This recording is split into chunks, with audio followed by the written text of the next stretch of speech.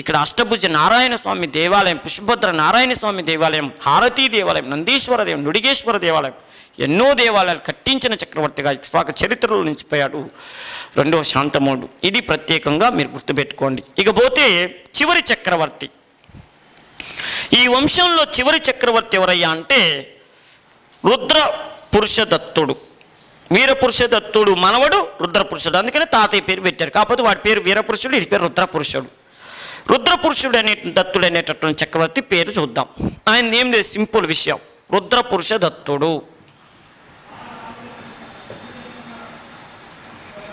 రుద్రపురుషదత్తుడు చూడండి.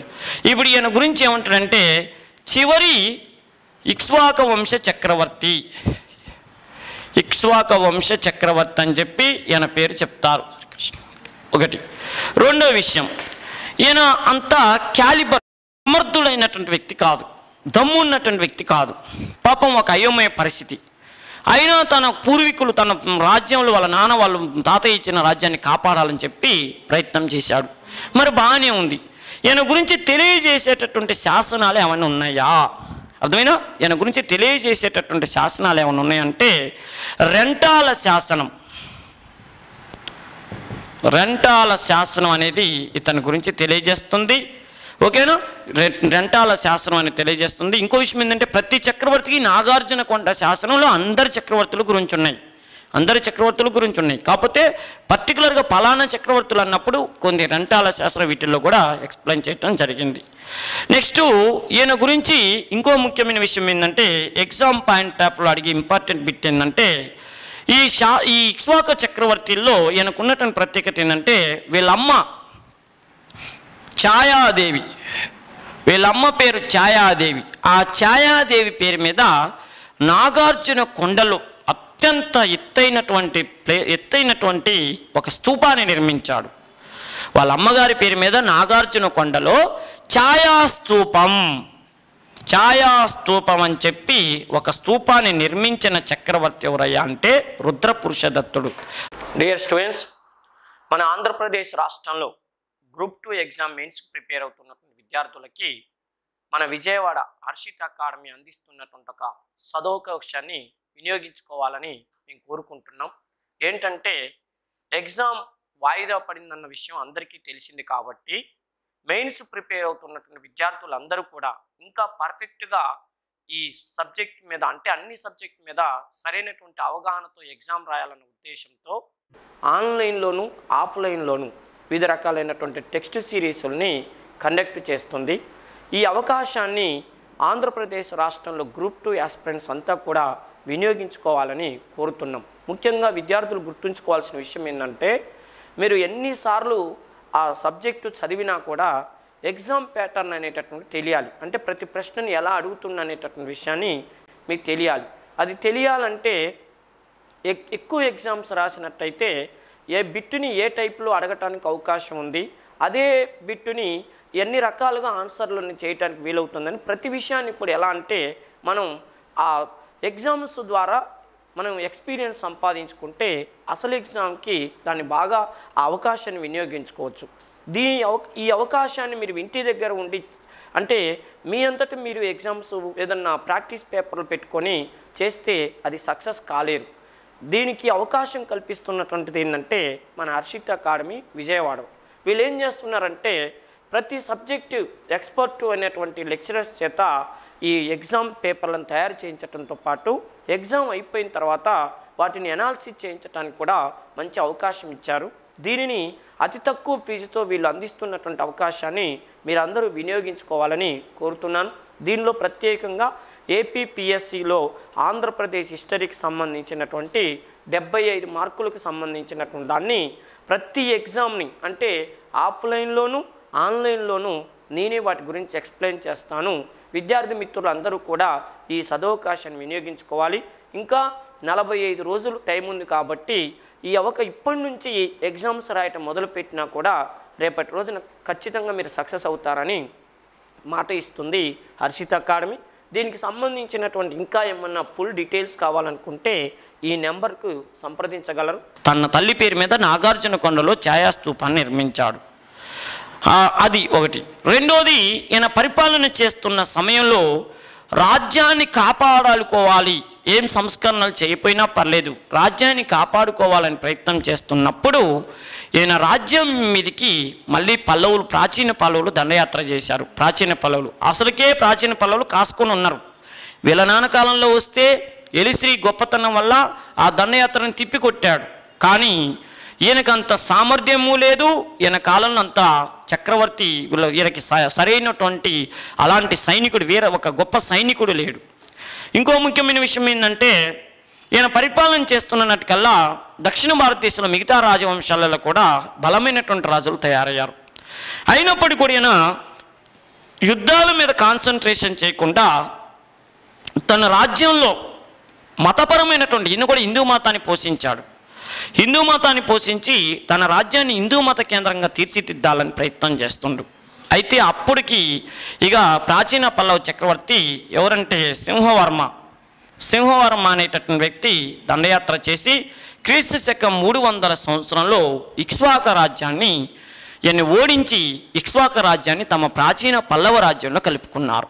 అర్థమైన ఈ ప్రాచీన పల్లవ రాజ్యంలో ఈ సింహవర్మ అనేటటువంటి వ్యక్తి క్రీస్తు శకం 300 సంవత్సరంలో ప్రాచీన పల్లవ రాజ్యంలో ఈ ఇక్ష్వాక రాజ్యాన్ని కలుపుకోవటం జరిగింది. అంటే రేపు పరీక్షలో ఏమంటారు, ఇక్ష్వాక రాజ్యం ఎవరి రాజ్యంలో విలీనమైంది అంటాడు. అంటే పల్లవ రాజ్యంలో విలీనమైంది. ఎవరు విలీనం చేశారు? సింహవర్మ విలీనం చేశాడు. మళ్ళీ పల్లవులు 2 రకాలు ఉన్నారు. ఒకటి ప్రాచీన పల్లవులు ఉన్నారు, 2 నవీన పల్లవులు ఉన్నారు. వీళ్ళు ప్రాచీన పల్లవులు, కాకపోతే ఇరువురికి మళ్ళీ కాంచీపురమే రాజధాని. కాకపోతే ఈయన ప్రాచీన పల్లవ చక్రవర్తి సింహవర్మ ఆక్రమించాడు. ఎన్నే కుబ్జ విష్ణు వర్మ అనేటటువంటి పేరుతో కూడా పిలుస్తారు. కుబ్జ విష్ణు వర్మ అనే పేరుతో కూడా పిలుస్తారు. కుబ్జ విష్ణు వర్మ అంటే మళ్ళీ మనకు తూర్పు చాళుక్య చక్రవర్తిలో ఫౌండర్ ఆఫ్ తూర్పు చాళుక్య అంటే అప్పుడు మళ్ళీ ఆయన కుబ్జ విష్ణు వర్మ, ఈయన్ని కూడా కుబ్జ విష్ణు వర్మ అనే పేరుతో పిలిచేవాళ్ళు. మొత్తానికి ఈయన ఈ రాజ్యాన్ని ఆక్రమించినటానికి మనకి 2 శాసనాలు ఆధారమైనవి.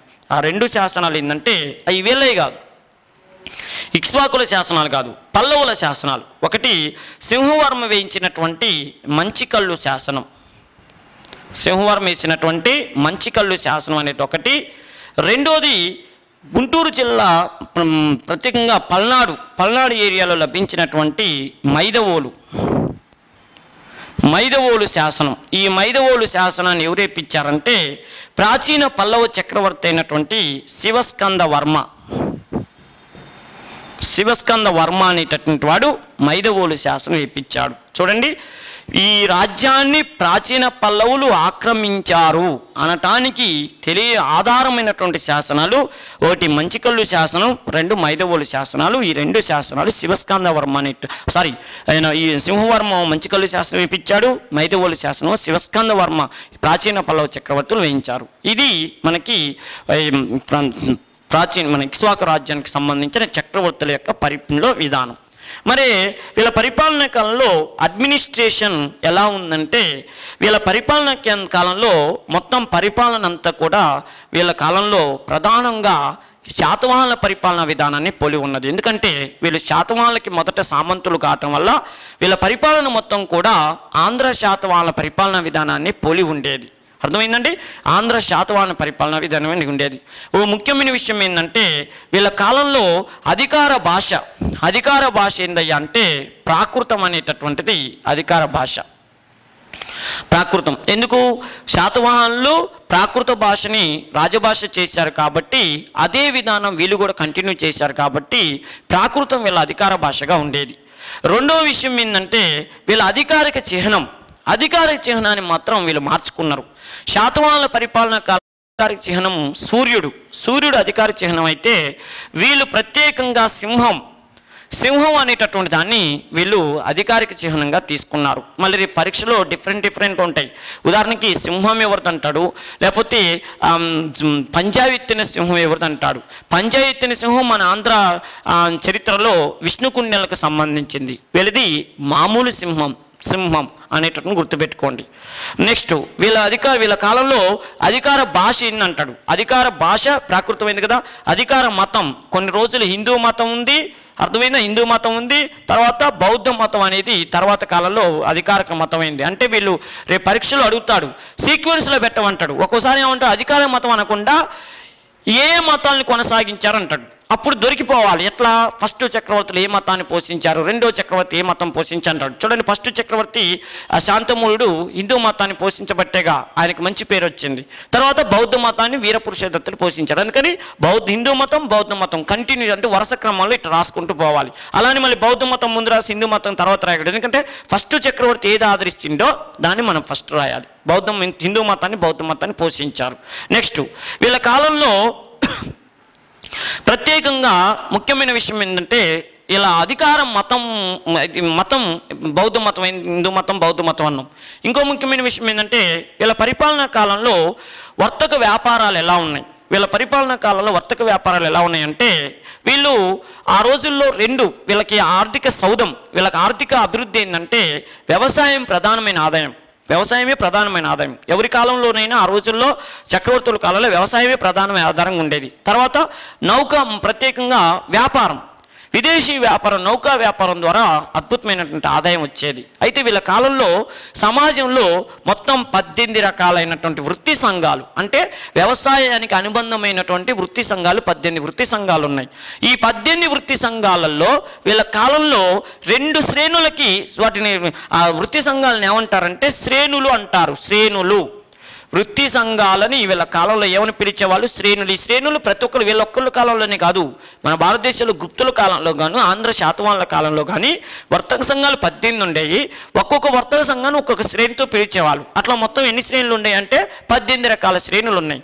ఈ 18 రకాల శ్రేణులు బ్యాంకుల్లా కూడా ఉపయోగపడే బ్యాంకుల్లా పనిచేశారు. ఇప్పుడు అడుగుతాడు ఏమంటాడంటే ఈ క్రింది వాటిలో ఏవి ఆ రోజులో బ్యాంకులుగా పనిచేసాయి అంటాడు. అంటే శ్రేణులు, వృత్తి సంఘాలని శ్రేణులు అంటారు. ఈ శ్రేణులు బ్యాంకులుగా కూడా పనిచేసేయి. ఎందుకు? వృత్తి సంఘంలో ఒక్కొక్క వృత్తి సంఘంలో పుస్తకాలు అమ్ముకునే వాళ్ళు ఒక వృత్తి సంఘం, కూరగాయలు అమ్ముకునే వాళ్ళు ఒక వృత్తి సంఘం, బిస్కెట్లు అమ్ముకునే ఒక వృత్తి, అసలు పెన్నులు అమ్ముకునే ఒక వృత్తి సంఘం.